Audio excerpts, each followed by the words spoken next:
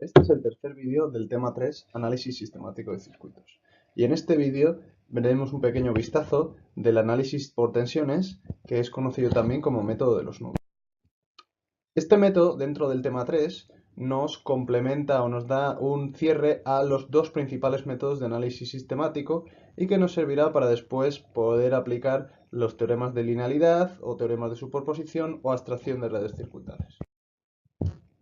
Según se ha visto, el método de análisis por tensiones asume como incógnitas las tensiones de las ramas de árbol.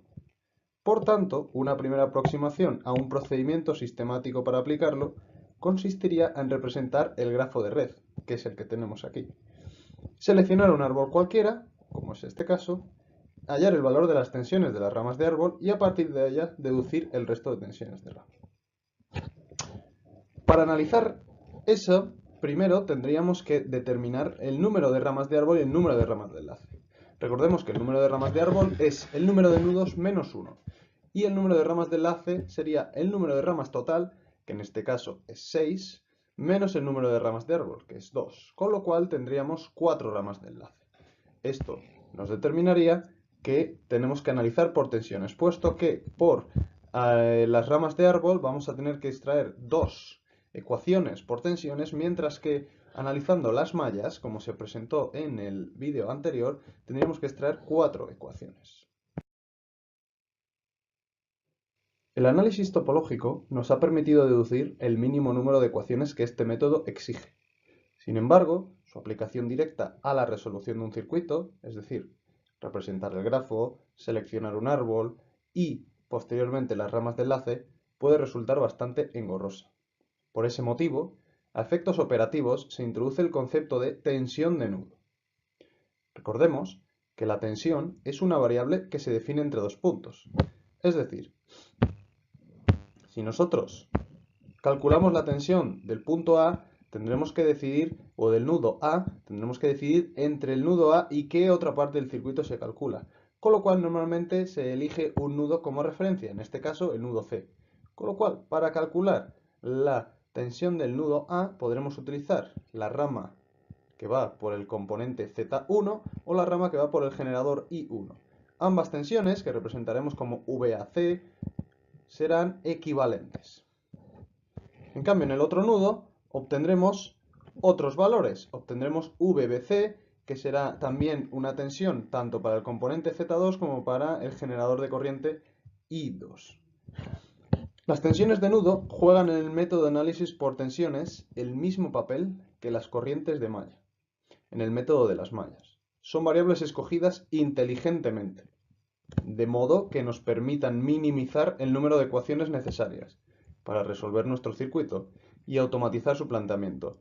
Sin embargo, a diferencia de la corriente de malla, la tensión de nudo nunca es ficticia. Siempre puede medirse directamente en el circuito. Es decir, la indicaremos como está puesta en este circuito, con estas 4 flechas, y el valor será exactamente la tensión, por ejemplo, que podamos medir en Z1 para VAC o la tensión que podamos medir en Z2 para VBC. Dado que un árbol de un circuito une por definición todos los nudos de este, obtener las caídas de tensión en todas las ramas del árbol es equivalente a seleccionar un nudo de referencia y hallar las tensiones de todos los nudos con respecto a este. Por lo tanto, el objetivo del método de los nudos, la herramienta sistemática más utilizada para llevar a cabo el análisis por tensiones, es precisamente encontrar las tensiones de nudo de todos los nudos del circuito, respecto, por supuesto, al seleccionado como referencia. Por lo que el número de ecuaciones que plantea este método es el número de ramas de árbol, es decir, el número de nudos menos 1. En resumen, los pasos para aplicar este método son: primero, seleccionaremos n-1 nudos del circuito, para asignar a cada nudo una tensión incógnita que debemos resolver. El nudo no seleccionado será el nudo de referencia, al que por convención se le asigna el valor de 0. Después plantearemos las ecuaciones de los nudos que hemos seleccionado. Y estas ecuaciones las plantearemos mediante la primera ley de Kirchhoff, escribiendo corrientes entrantes o salientes para cada nudo en función de las tensiones de los nudos. Tendremos que elegir si queremos que las corrientes sean entrantes o salientes. Posteriormente resolveremos el sistema de ecuaciones, que obtendremos como resultado de aplicar la ley de Kirchhoff, la primera ley de Kirchhoff a los nudos. Y por último, calculamos a partir de estas ecuaciones y de su resolución las corrientes y tensiones de todos los elementos en los que nos haga falta realizar este cálculo. Sea, por ejemplo, el circuito que se muestra en esta figura. En él es posible identificar que tenemos 6 ramas y 3 nudos. Por lo tanto, el número de nudos a analizar es n-1, es decir, en 3 menos 1, 2.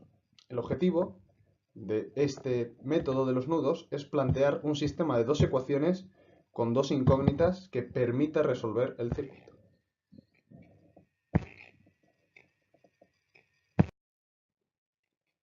El primer paso consiste en seleccionar dos nudos linealmente independientes. En nuestro caso, seleccionaremos el nudo A y el nudo B, para lo cual elegimos un nudo cualquiera como referencia de tensiones y asignamos una tensión incógnita a los demás. Este nudo de referencia, que puede ser cualquiera, es frecuente que lo pongamos como ya viene asignado en el diagrama circuital, como por ejemplo con la referencia que ya nos viene dibujada. Entonces asignaremos a ese nudo el valor 0. En este caso hemos seleccionado A y B como nudos independientes y las tensiones que calcularemos estarán referidas con respecto a su punto 0. Y el siguiente paso es la expresión de esas tensiones que calcularemos en todas las ramas en función de las tensiones de un nudo y con los sentidos arbitrarios utilizados en las corrientes para plantear las ecuaciones de ambos nudos.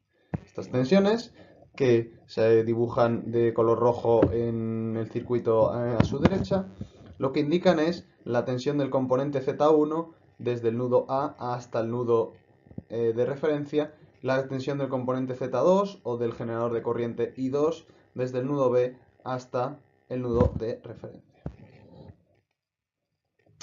Para nudos o para las tensiones que hay entre los nudos, utilizaremos simplemente una relación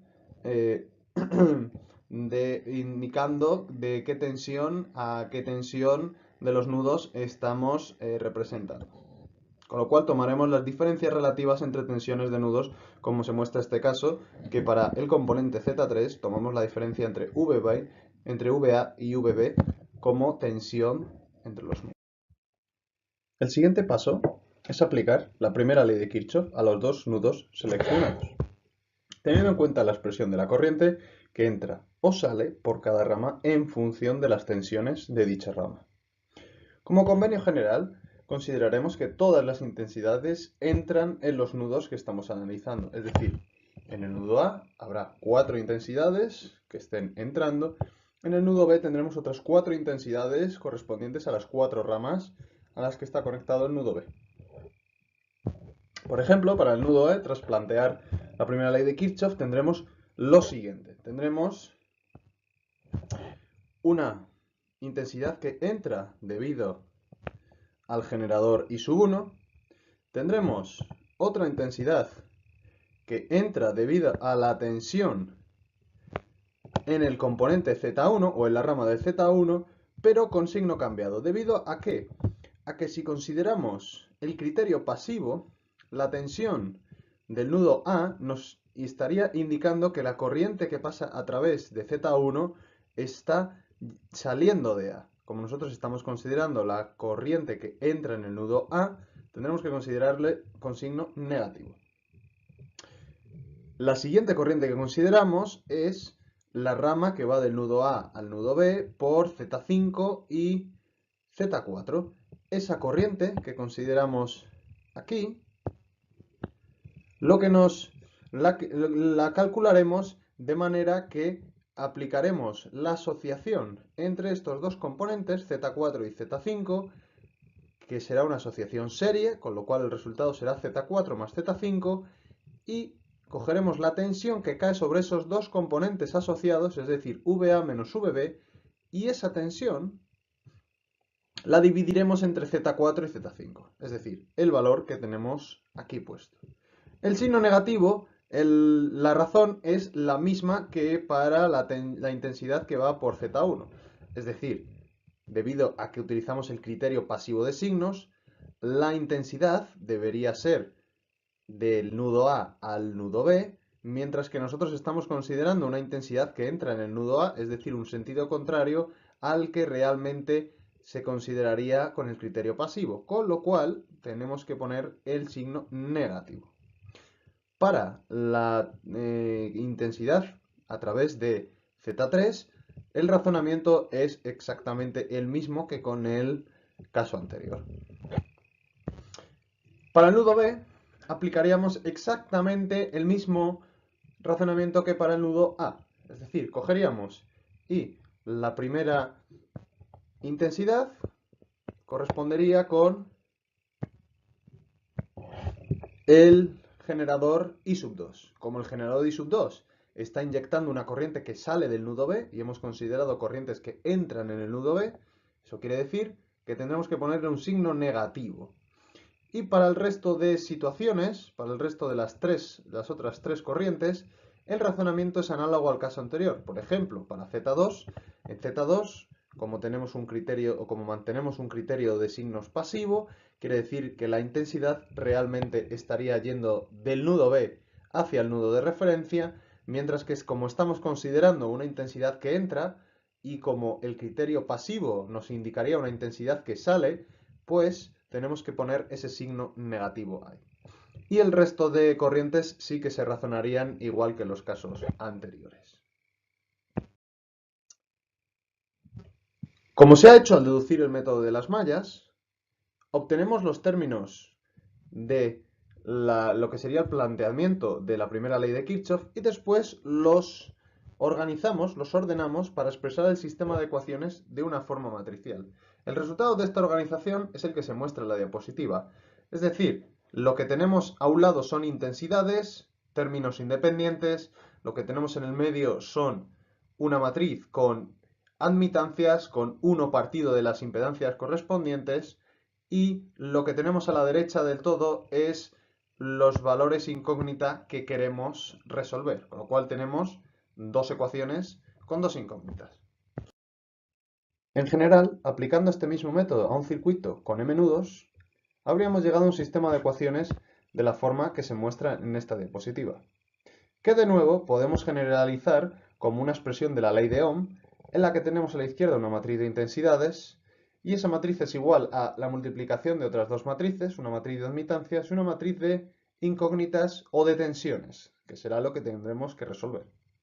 Análogamente al método de las mallas, aunque en el circuito ejemplo se ha obtenido la expresión de estas matrices a partir de un análisis con la ley de Kirchhoff, si hubiera sido posible escribir directamente este sistema de ecuaciones sin utilizar ninguna ley de Kirchhoff ni aplicar nada sobre el circuito. Para ello, deberemos considerar las siguientes reglas. La primera regla es que en la matriz de incógnitas solamente pondremos la tensión de cada nudo que queremos resolver. Es decir, la posición V sub I será la tensión del nudo incógnita I. La siguiente regla será para las matrices de intensidades, donde en cada posición pondremos la suma de las intensidades de los generadores de corriente del nudo I. Esta suma, o estas intensidades que sumemos, serán positivas si el generador inyecta corriente en el nudo y serán negativas si el generador extrae corriente del nudo. Para la matriz de admitancias, en las posiciones de la diagonal, lo que consideraremos es la suma de admitancias del nudo I. Recordemos que la admitancia es 1 partido de la impedancia.